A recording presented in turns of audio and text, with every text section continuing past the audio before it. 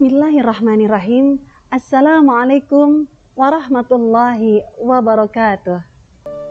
Hamdan wa syukran laka ya Allah, salatan wa salaman laka ya Rasulullah, wa ala alika wa ashabika wa junudika wa man tabi'ahum bi ihsanin ila yaumil qiyamah, amma ba'd. Pemirsa Media Yapi yang semoga senantiasa dalam kasih sayang Allah Subhanahu wa taala. Dalam kehidupan sehari-hari, terkadang kita mengabaikan hal-hal yang kecil. Kebaikan yang kecil yang kita anggap remeh bisa jadi merupakan hal yang istimewa di hadapan Allah Subhanahu wa taala. Jangan meremehkan hal-hal yang kecil, karena bisa jadi hal-hal kecil tersebut menjadi penyebab kita masuk surganya Allah Subhanahu wa taala. Allah menyukai orang-orang yang berbuat baik. Allah berfirman, wa ahsinu innallaha yuhibbul muhsinin. Berbuat baiklah, sesungguhnya Allah menyukai orang-orang yang berbuat baik. Tak jarang kita mengabaikan orang yang meminta bantuan kepada kita. Padahal apabila kita membantu orang tersebut, bisa menjadi sebab kita dimudahkan segala urusan kita. Tak jarang kita menahan senyum kita, susah tersenyum. Padahal bisa jadi senyuman kita menjadi penyebab tentramnya hati seseorang, sejuknya hati seseorang. Tak jarang kita meremehkan, mengabaikan batu kerikil atau sesuatu yang membahayakan di jalan. Padahal bisa jadi apabila kita memindahkan batu, kerikil atau hal-hal yang membahayakan di jalan, bisa menjadi sabab kita dimudahkan jalan ke surganya Allah Subhanahu wa taala. Apabila kita menemukan burung yang terjatuh dari sangkarnya, cobalah ambil dan kembalikan ke dalam sangkarnya, sehingga anak burung tersebut bisa berkumpul kembali dengan induknya. Hal ini bisa menjadi sabab kita dikumpulkan dan keluarga kita dikumpulkan di surganya Allah Subhanahu wa taala. Apabila kita diminta sahabat kita untuk mendengarkan masalahnya, dengarkanlah dengan sepenuh hati dan jiwa, berempatilah. Bisa jadi hal ini menjadi wasilah kita mendapatkan kasih sayang dan ampunan dari Allah Subhanahu wa taala. Apabila kita bukan termasuk orang yang menguasai berbagai macam ilmu, minimal kita mengajarkan alif, ba, ta terhadap anak-anak kita yang merupakan jariah yang tidak akan terputus pahalanya. Subhanallah. Baginda Rasulullah sallallahu alaihi wasallam bersabda, la tahqiranna minal ma'rufi syai'a walau an talqa akhaka biwajhin talq. Jangan sekali-kali engkau meremehkan kebaikan sedikit pun, walaupun hanya sekadar tersenyum ketika bertemu dengan saudaramu. Subhanallah. Hadirin Media Yapi yang berbahagia, terdapat hadis yang diriwayatkan oleh Imam Ahmad dalam musnadnya. Sahabat Anas bin Malik menceritakan suatu kejadian. Suatu ketika baginda Rasulullah SAW sedang bersama para sahabatnya. Kemudian baginda Rasulullah bersabda, yatlu'u alaikumul an rajulun min ahlil jannah. Sekarang akan datang kepada kalian seorang laki-laki yang akan menjadi penghuni surga. Tak lama kemudian, ada seorang laki-laki dari golongan Ansor memasuki masjid tersebut. Pada hari berikutnya, baginda Rasulullah SAW bersabda, yatlu'u alaikumul an rajulun min ahlil jannah. Sekarang akan datang kepada kalian seorang laki-laki yang akan menjadi penghuni surga. Ternyata masih laki-laki yang sama yang datang kemarin, yaitu seorang laki-laki yang berasal dari golongan Ansor. Pada hari ketiga, Rasulullah bersabda kembali, "Yatlu'u alaikumul an rajulun min ahlil jannah." Sekarang akan datang kepada kalian seorang laki-laki yang akan menjadi penghuni surga.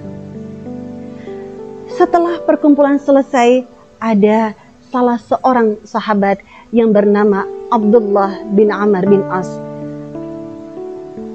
menemui sahabat Ansor tersebut. "Wahai sahabat Ansor, aku sedang ada masalah dengan ayahku, sehingga aku tidak akan pulang selama 3 hari. Bolehkah aku menginap di rumahmu selama 3 hari?" Kemudian sahabat Ansor berkata, "Silahkan sahabatku." Selama 3 hari berturut-turut, sahabat Abdullah bin Amr menginap di sahabat Ansor. Melihat, menginvestigasi apa-apa saja yang dilakukan oleh sahabat Ansor tersebut. Sahabat Abdullah tidak menemukan amalia khusus yang dilakukan oleh sahabat Ansor, baik ketika malam maupun siang. Ketika sahabat Ansor terbangun dari tidurnya di malam hari, ia selalu berzikir di atas pembaringannya sampai terdengar muadzin mengumandangkan suara azan. Lalu ia bergegas untuk melaksanakan ibadah sholat. Setelah 3 hari menginap, sudah waktunya Abdullah bin Amr pulang. Kemudian sahabat Abdullah bin Amr berpamitan kepada sahabat Ansor. "Wahai sahabat Ansor, sebenarnya saya tidak ada masalah dengan ayahku. Hanya saja aku mendengar baginda Rasulullah bersabda 3 hari berturut-turut, 'Yatlu'u alaikumul an rajulun min ahlil jannah.' Dan ternyata engkau yang disebut pada 3 kesempatan itu. Aku ingin mengetahui apa amalanmu sehingga engkau bisa meraih surganya Allah Subhanahu wa ta'ala." Kemudian sahabat Ansor menjawab, "Ma huwa illa ma ra'ait." Tidak ada amalan khusus kecuali apa yang engkau lihat. "Ghairu anni la ajidu fi nafsi li ahdi minal muslimina gisya."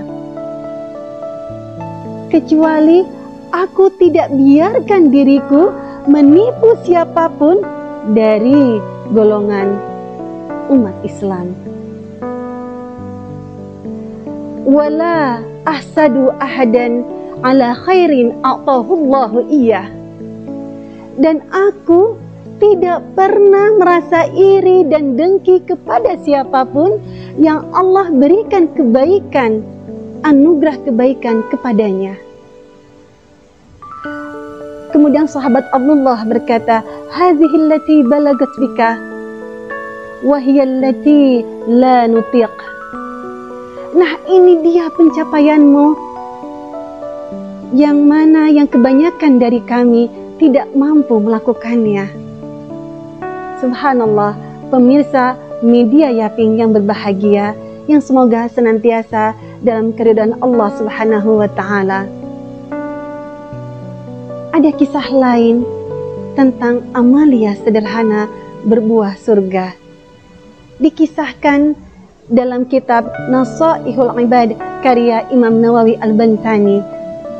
Dikisahkan tentang Imam Al-Ghazali. Imam Al-Ghazali adalah seorang ulama besar, seorang ahli filsafat Islam yang membawa kemajuan perkembangan manusia. Beliau dijuluki Hujjatul Islam.